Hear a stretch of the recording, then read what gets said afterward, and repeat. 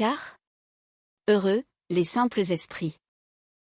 Le manoir des Muses oubliées était un lieu où les idéologies se heurtaient, où les cœurs d'artichaut se frottaient aux âmes d'acier, et où la solidarité, parfois, naissait des situations les plus inattendues. Mais l'arrivée des sans-papiers chez Florence, et les conséquences désastreuses pour Gontran, promettaient de nouveaux rebondissements et une bonne dose de chaos. Chapitre 95, la lettre compromettante et la panique d'Anatole. Le manoir des Muses oubliées était un lieu où les secrets s'accumulaient, cachés sous des piles de dossiers ou dans les profondeurs des tiroirs poussiéreux. Anatole Leblanc, l'homme le plus timoré d'Eureka Solutions, se retrouvait au cœur d'un de ces secrets, pris entre le marteau d'Hubert de Vaurien et l'enclume de Gontran Dubois, dont les combines étaient toujours aussi dévastatrices. Anatole, l'air hagard et les yeux écarquillés par le désespoir, s'approcha de Gontran. « Vas-y, le boli. Philibert, qu'est-ce que tu fais? Mais t'es ouf, Martial. Qu'est-ce que tu fous, d'un coup, des présidents, là? » Il parlait de Philibert Leclerc, le stagiaire, qui fouillait désespérément dans les dossiers d'Hubert, à la recherche d'une lettre compromettante. Philibert, paniqué, répondit, le souffle court, « Cette question de vie ou de mort, Anatole, excuse-moi. » « Ouais, mais pour moi aussi, hein. Je te rappelle que moi, je suis en galère, depuis l'histoire du collier de Céleste qui a disparu, alors mollo, hein. » Il était au bord de la crise de nerfs, son propre sort étant en jeu. Anatole, paniqué, demanda, « Mais qu'est-ce que tu cherches, là? C'est quoi, l'histoire, là? » Philibert, le visage décomposé par l'angoisse, expliqua, « Bon bah voilà, écoute, il y a une bonne amie à moi qui m'a envoyé ici un truc très passionné. Ouais. Faut prendre à cause de ma femme. » Gontran, intrigué, demanda, « Ouais. Ouais. Crois-tu que t'es le président, toi? » Oui, bon bah ça va, je vais un peu bourrer le mou. Ah, super. Écoute-moi bien. Elle a dû envoyer une photo. Cette photo, si jamais le président y tombe dessus, je suis cuit. Moi. Et comme elle est amie à son nom, faut que j'intercepte avant le président. C'est clair, non? Anatole, paniqué, s'écria, ses mains s'agitant dans l'air, qu'est-ce que j'y fasse? Mais Philibert, si tu fais ça pour moi, je ferai des témoins de moralité pour l'histoire du collier qui a disparu, d'accord. Il tentait de négocier, de trouver un compromis. Philibert, les yeux brillants, répondit, ouais, mais là, si quelqu'un arrive et qu'il te va fouiller, c'est pas d'un témoin dont j'aurai besoin. C'est un non.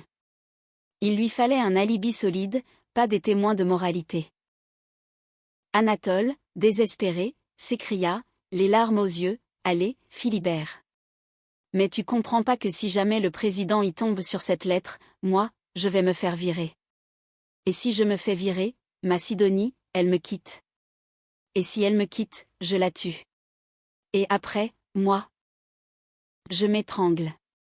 Et mes gosses, après, ils vont tomber dans la délinquance, le trottoir, ils vont partir, il était au bord de la crise de nerfs, un scénario catastrophe se déroulant dans sa tête. Philibert, voyant sa détresse, répondit, « Ouais, c'est bon, t'as gagné, là. Vas-y, fouille. Tu m'as saoulé, là. » Il lui tendit un dossier, l'air résigné. Anatole, tremblant, prit le dossier. « Merci. J'y sais, manie-toi, là. Ça y est. Je l'ai. » Il ouvrit le dossier avec des doigts fébriles. Gontran, avec ses petites salopes. Ouais, il y a surtout écrit à l'intention de monsieur Hubert de Vaurien qu'on est un président. Et alors? C'est con. Ça, c'est un courrier pour Gontran. Gontran, intrigué, s'approcha. Écriture de femme. Ça sent ma liaison, ça et je bicolais, hein. J'ai qu'un petit ail. Anatole, paniqué, s'écria, non, arrête, vas-y, arrête, si quelqu'un arrive, on est super mal, là. Gontran, amusé, répondit, mais dis donc, t'es pas curieux, tu t'intéresses pas à ton boulot. C'est pas comme ça que tu vas progresser, hein. Anatole, les yeux au ciel, répondit, man. J'en ai rien à foutre de progresser, moi, dans le monde de merde. Moi, ce que je veux, c'est qu'on fout de la paix et progresser. Martial Dupont, le délégué syndical, arriva, l'air agacé. Non, mais je rêve. Vous jouez avec le courrier? Ah, mais je comprends mieux pourquoi un de mes colliers a disparu. Et moi, qui étais gêné de vous causer des problèmes. Non, attendez, c'est pas du tout ce que vous croyez. Vas-y, j'y sais, dis quelque chose, merde. Il s'adressait à Gontran. Gontran, amusé, répondit, vous êtes très sans beauté, Clémence. Jusque je vous dis que c'est lui qui m'a demandé. Son Anatole, c'est vous le responsable du courrier et personne d'autre. Alors, si vous n'êtes pas capable de protéger ce courrier, c'est que vous n'êtes pas fait pour ce travail. Ok. La preuve, ce colis qui a disparu la semaine dernière. Anatole, sidéré, s'écria, bon, moi, je vais pas déranger. Et toi, tu me rends ça. T'as entendu? Je suis le responsable du courrier. Montrez-moi ça. Hubert de Vaurien, président. C'est bizarre. Il ouvrit le courrier. Oui, c'est intéressant, effectivement.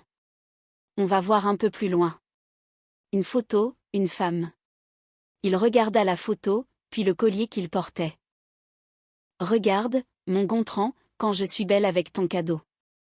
Non, mais c'est mon collier, celui qui avait dans mon colis.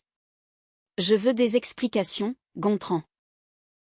Gontran, au bord de la panique, marmonna, ah, man. Oh, merde. Oh, là, mais je suis dans une béchamel, moi, Anatole. Comment tu veux que je remonte son collier, moi? Anatole, furieux, répondit, je sais pas, mais là, t'as déconné, Anatole. Je sais, hein, que je te dise, moi. Tu pars en vie, tu te rends pas compte, hein. C'est un ami qui te le dit, hein. Même si toi, tu tiens plus du boulet que de l'ami. Faut que tu te reprends, hein, comme tu dis. Gontran, désespéré, s'écria, t'as raison, Anatole. J'ai merdé. Mais je vais m'en prendre en main. Et ça sera grâce à toi, mon ami. Ok. Le manoir des Muses oubliées était un lieu où les lettres compromettantes et les photos révélatrices faisaient surface, où les secrets éclataient au grand jour, et où l'amitié, parfois, était mise à rude épreuve par les caprices du destin. Le collier de Clémence, l'ami de Gontran, était au cœur de ce nouveau scandale, un bijou qui allait révéler bien des secrets. Chapitre 96, la radio d'entreprise et les poèmes de Céleste. Le manoir des Muses oubliées, malgré la banqueroute menaçante et la panne d'électricité persistante, était un véritable nid de rumeurs et de projets plus ou moins farfelus. Le dernier en date? Une radio d'entreprise, une idée d'Hubert de Vaurien pour améliorer la communication interne et, secrètement, surveiller ses employés. Mais, comme souvent, les bonnes intentions allaient vite déraper, transformées en chaos par les talents uniques de l'équipe. Anatole Leblanc, assis à son bureau, les yeux rivés sur un rapport ennuyeux, sursauta quand Gontran Dubois, le responsable du bonheur, le tapota sur l'épaule. T'as remarqué, dans le courrier, Sylvien, il y a souvent des déchets qui craignent, ou peut-être oh, merde. Oh, man. Je comprends. Il venait de trouver une brochure rutilante sur la création d'une radio interne. Anatole, intrigué, demanda, qu'est-ce qu'il y a? Gontran, les yeux écarquillés par l'excitation, s'écria, hey, écoute ça. Nous vous proposons la création d'une radio d'entreprise pour pouvoir vous exprimer librement mon cul. Il rit de sa propre blague, qui était, comme souvent, vulgaire mais efficace. Anatole soupira, un air résigné. Ouais, ça, c'est pour nous fliquer, hein. Martial. Martial Dupont, le délégué syndical, répondit, ah non, pas nécessairement. Ça peut être cool. Moi, j'en ai fait un peu de radio au Balbuzard. Je squattais. Bon, c'était pas d'une grande valeur, mais j'ai emballé quelques gonzesses, hein. Il se souvenait de ses exploits passés, avec une certaine nostalgie.